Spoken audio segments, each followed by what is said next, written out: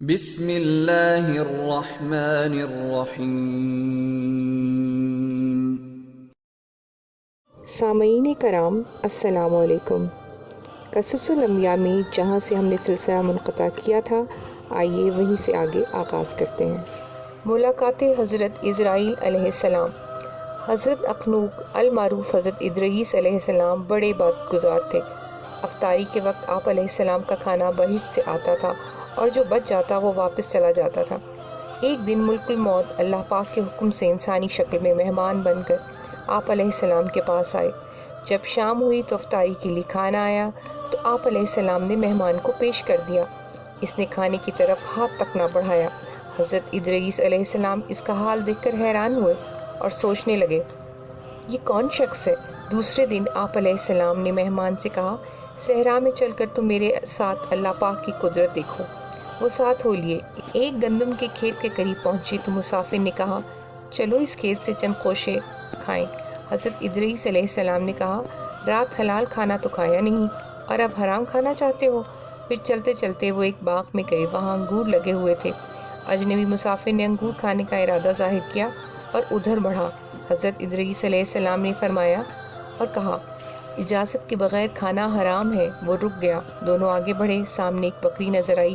مسافر نے اسے کھانے کا ارادہ کیا تو آپ علیہ السلام نے کہا، بیگانی بکری کو ذبح کر کے کھانا ممنوع ہے۔ اسی طرح 3 دن گزر گئے۔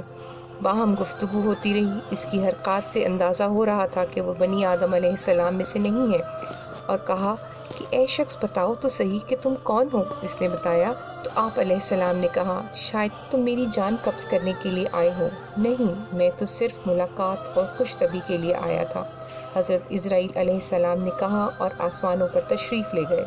سوال و جواب۔ دشمنان دین کی ایذا رسانی اور تکالیف پہنچانے کے باوجود آپ علیہ السلام پر ایمان لانے والوں کی تعداد میں روز بروز اضافہ ہوتا جا رہا تھا۔ ایک دن شہر کے سرکردہ لوگ پھر سر جوڑ کر بیٹھ گئے اور صلاح مشورہ کرنے لگے کہ وہ کس طرح لوگوں کو حضرت ادریس علیہ السلام کے اثر سے دور رکھ سکتے ہیں۔ چنانچہ انہوں نے شہر کے سب سے زیادہ شریر اور مکار شخص کا وفد بنایا اور آپ علیہ السلام کے پاس بھیجا۔ اس وقت حضرت ادریس علیہ السلام اپنے صحابہ کے ہمراہ بیٹھے انہیں نصیحت فرما رہے تھے اور کہہ رہے تھے کہ حکمت روح کی زندگی ہے، اور پھر اس کی تشریح فرمائی۔ اسی اسلام میں کفار و مشرکین کا وفد آ گیا۔ آپ علیہ السلام نے اسے بڑی اچھی طرح بٹھایا اور آنے کی وجہ دریافت کی۔ ہم آپ سے چند ایک سوالات دریافت کرنے آئے ہیں، پوچھو، کیا آپ واقعی اللہ کے رسول ہیں؟ وفد کے قائد نے کہا، ہاں۔ آپ نے ارشاد فرمایا، کیا ثبوت ہے؟ آسمان سے جو صحیفے نازل ہوئے ہیں ان کے سامنے رکھتے ہوئے آپ نے فرمایا، اس سے بڑا اور کیا ثبوت ہوگا؟ ہم نے آپ علیہ السلام پر انہیں نازل ہوتے ہوئے تو نہیں دیکھا، کیا جب آپ علیہ السلام نے خود لکھ لیے ہوں گے؟ وفد کے قائد نے تضحیق آمیز لہجے میں کہا، تم ان کی عبارت دیکھ لو، پتہ چل جائے گا کہ یہ انسانی عبارت ہے یا آسمان و زمین کے مالک کا کلام ہے۔ کوئی معجزہ دکھائیں تو مانے۔ وفد کے بوڑھے سربراہ نے، جس کے چہرے سے عیاری اور نحوست ٹپکتی تھی، آسمان کی طرف دیکھا۔ فراست نبوت فوراً سمجھ گئی۔ ارشاد فرمایا، کل بارش ہوگی۔ وفد میں شامل افراد کے ہونٹوں پر پرمعنی مسکراہٹ نمودار ہوئی۔ وفد کا قائد بولا، اگر ایسا ہوا تو ہم سب آپ کو اللہ کا رسول مانیں گے۔ اس نے بڑے وثوق سے کہا، اسے یقین تھا کہ یہ برسات کا موسم نہیں ہے اور اس موسم میں بارش کے ہونے کا قطعاً کوئی امکان نہیں۔ ٹھیک ہے، ہم کل آئیں گے، بوڑھے نے کہا اور وفد کے ساتھ واپس لوٹ آیا۔ بارش والی بات سارے علاقے میں پھیل گئی۔ معجزہ۔ اگلے دن لوگ بیدار ہوتے ہی آسمان کی طرف دیکھنے لگے۔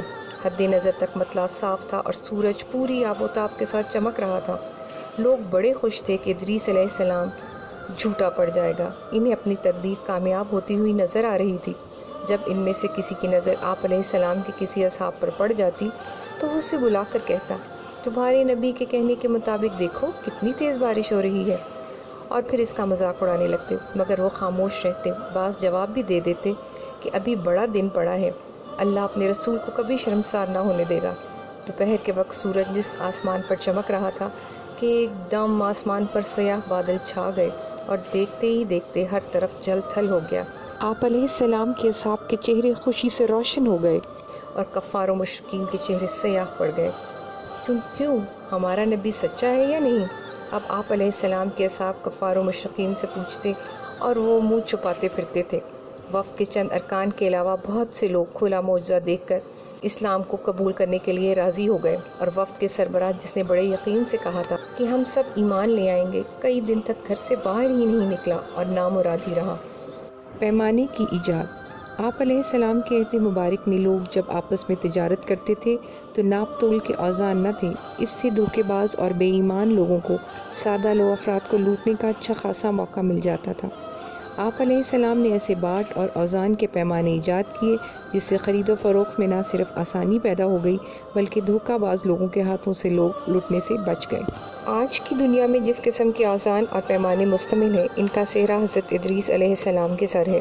جب تول کر کوئی چیز دی جا رہی ہوتی ہے تو اس وقت اللہ پاک کے ایک مرسل پیغمبر علیہ السلام کی سنت ادا ہو رہی ہوتی ہے، اور کم تولنے میں اس رسول محترم کی سنت کی مخالفت کی جا رہی ہوتی۔ قوم مدین پر عذاب الہی محض اس وجہ سے آیا کہ وہ ناپ تول میں کمی کرتے تھے۔ علم وہبی۔ علم نجوم معجزہ کے طور پر عطا ہوا تھا جس کا آپ علیہ السلام نے اظہار فرمایا۔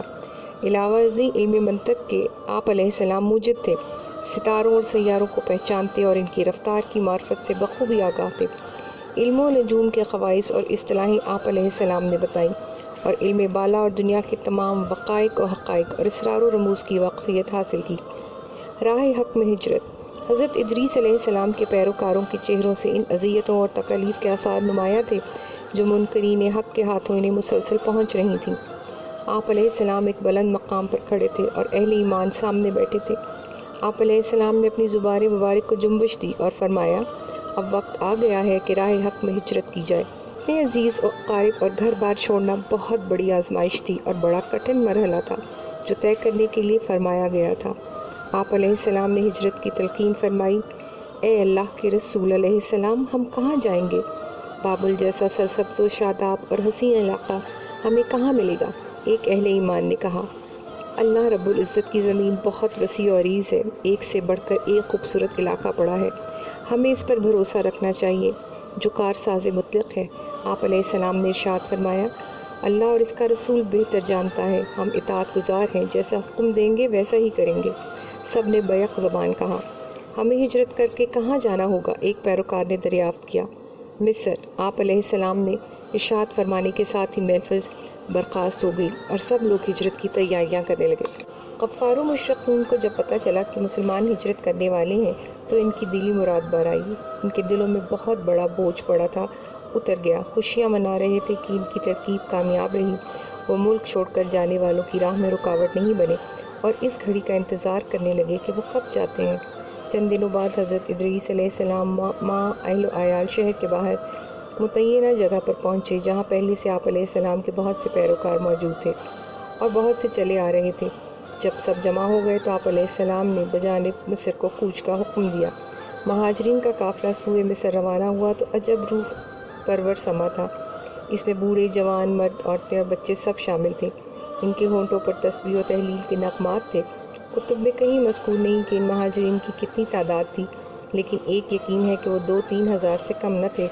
ہر اٹھنے والے قدم نے انہیں بابل سے بہت دور لے جانا تھا اور وہ چلے جا رہے تھے۔